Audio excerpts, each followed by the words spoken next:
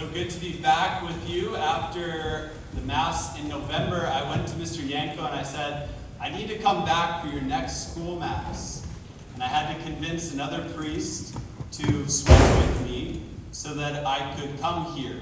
Because I only gave you the first half of the story. Last time I only shared the first half, and I knew I couldn't leave you hanging. I had to complete the story.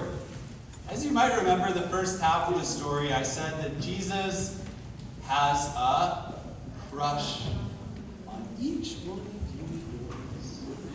Ever since the first moment in your mommy's womb, Jesus has had a crush on you.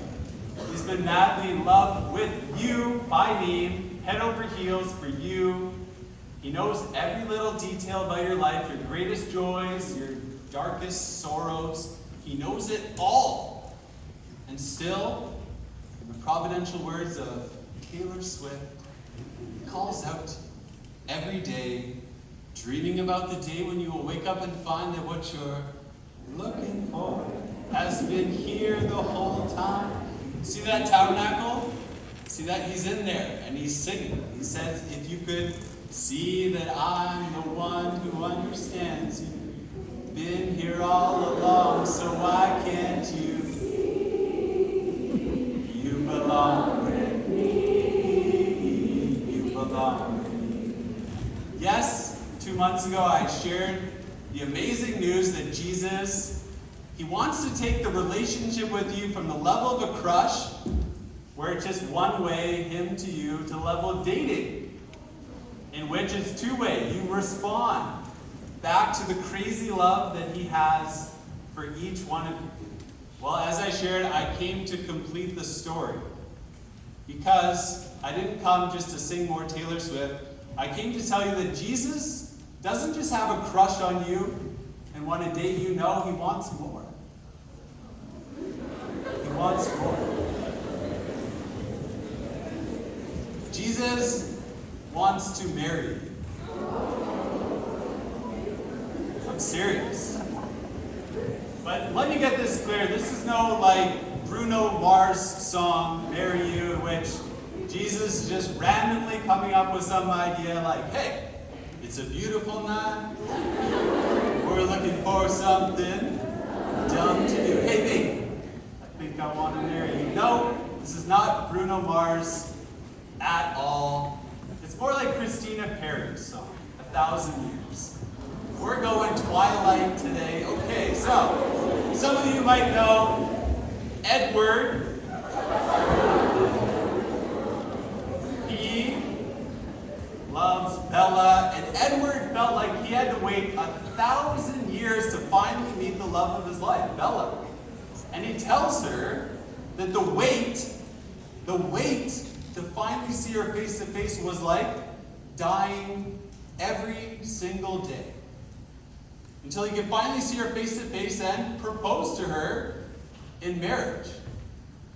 And so we can imagine Edward singing these words to Bella, and you're welcome to join me on this one. I have died every day waiting for you. Darling, don't be afraid. I have loved you for 1,000 years. Loving you for 1,000 more.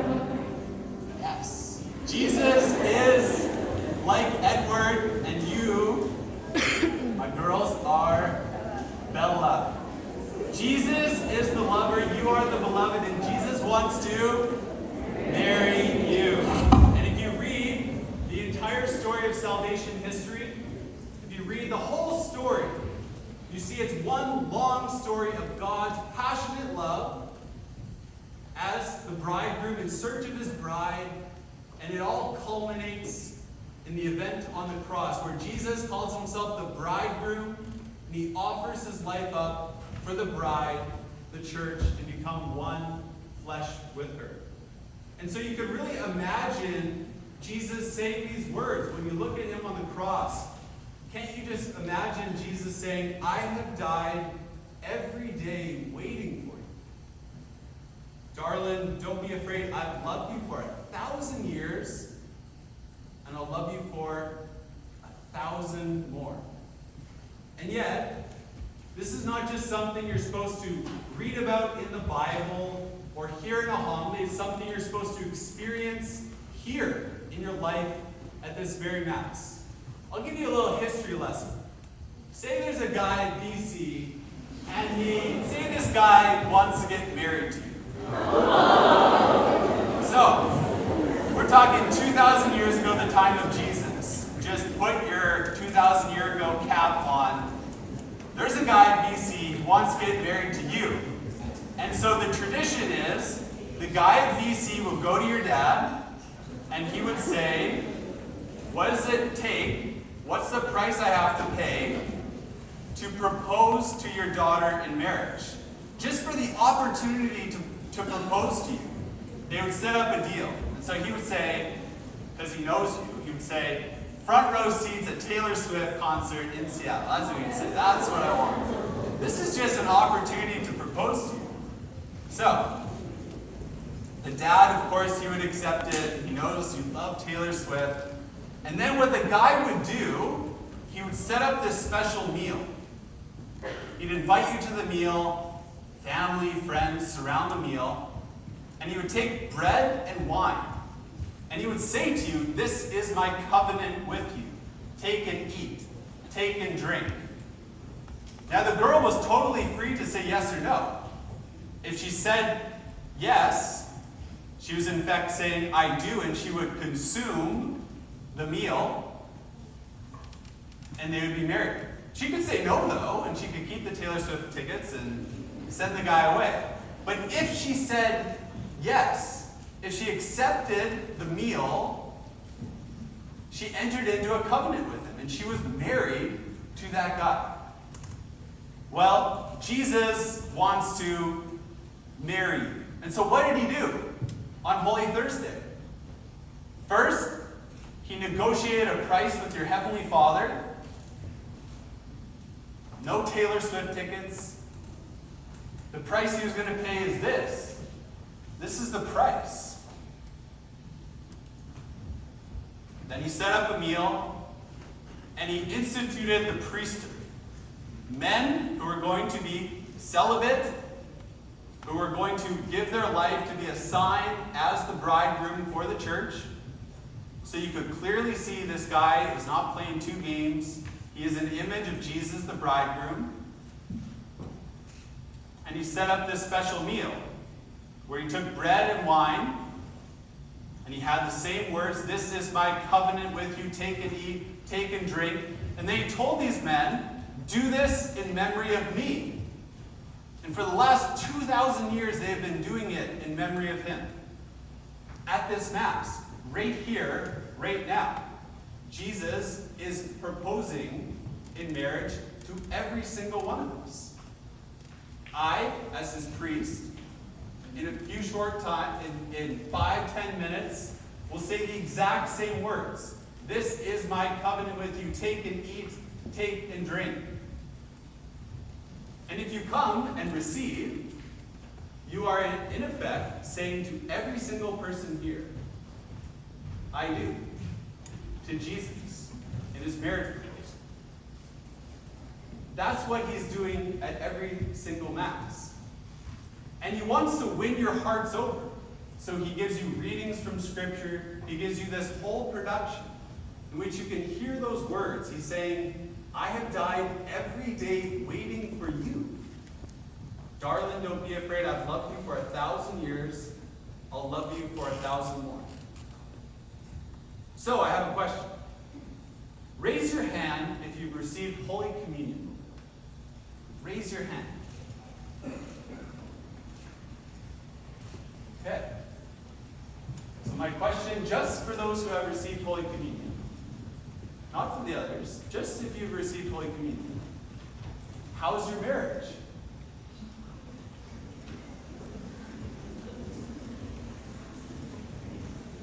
How's your marriage with Jesus? How's it going?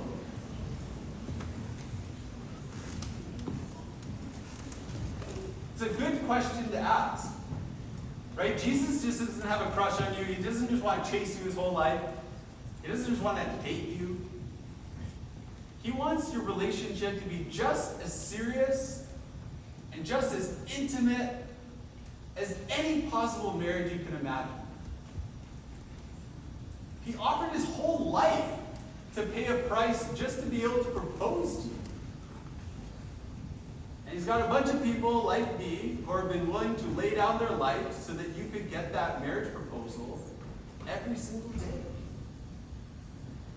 So how is your marriage? It's not to guilt you. It's just to shed light upon the reality of the type of relationship that you were made for. This is what you've been made for. The whole reason anything exists is for this type of relationship with God himself. That's what you're made for. Jesus wants to have the type of relationship in which when you're freaking out about your exams coming up, you can freak out to him. He can share your stress, your anxiety. And you can just pour out your heart to him like in a marriage. To be able to say, this is what I'm really struggling with. And he'll say, I'm with you. I want to share your pain. Or in those days where you don't feel beautiful, and you're so self-conscious about how you look, and you're stressed out about what people say about you. He wants to be able to speak words to you, to say, you are beautiful. Just be able to see how he looks at you. To take away the stress of trying to live up to some impossible standard you've set for yourself. And the culture sets for you all the time.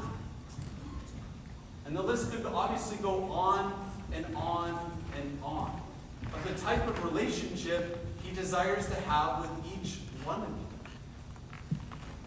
Far more intimate, far more serious than any marriage. Because every single marriage here one day will end. But the relationship we have with Jesus, that's forever.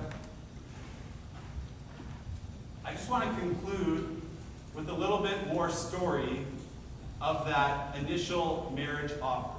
So, say you eat the bread, drink the wine, the VC guy's all happy. He's like, yes, I did it. Taylor Swift tickets, won her over. He wasn't done yet, though. He wasn't off that easy, okay? He had to go back home, and he had to build a dwelling place for you. He had to create a home, a special home, in which he would build for you. And when he was done with that completion, he would come back, and he would take you to be with himself. You didn't know when this would happen. It was an unknown date.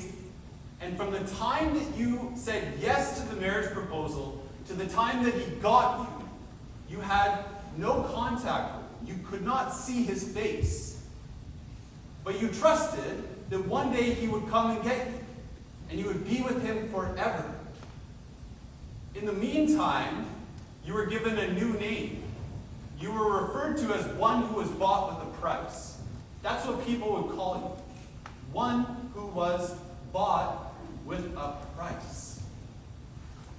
And you could tell your friends and family and everyone, look at the price that this man paid to propose to you.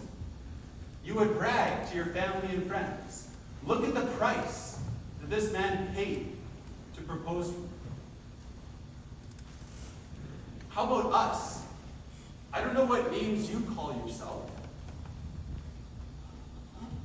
I don't know what names you've accepted. Some of them might not be that good. But Jesus has a name for each one of you. As one who was bought with a price. And Jesus wants every single girl here to be able to look at the cross and say, see how much I'm worth? See how much I'm worth? God gave his life for me. That's how much I'm worth. And because it's so difficult to really believe this, it's so hard sometimes to actually believe that God himself could be calling you as one who was bought with a price. He gives us the opportunity every single day to repeat the covenant, to renew our vows. So So that every single day he wants to offer his body and blood for you. Every single day. Every single day you could see that he's saying, I have died every day waiting for you. Here, he's waiting for you. He wants to say, darling, don't be afraid. I've loved you for 1,000 years, since the beginning of time, and I'll love you for 1,000 more. I'm going to continue to be in pursuit of you throughout the rest of your life. But he wants to offer a new chance for each one of you at this Mass. So I really want to invite you to believe that at this Mass, if you're ready, when you come to receive Holy Communion, he's offering his body and blood for you. He's giving his life for you. And if you come to receive, you're entering into the most intimate and serious of all possible relationships. So the question is, will you say, I do, to Jesus today?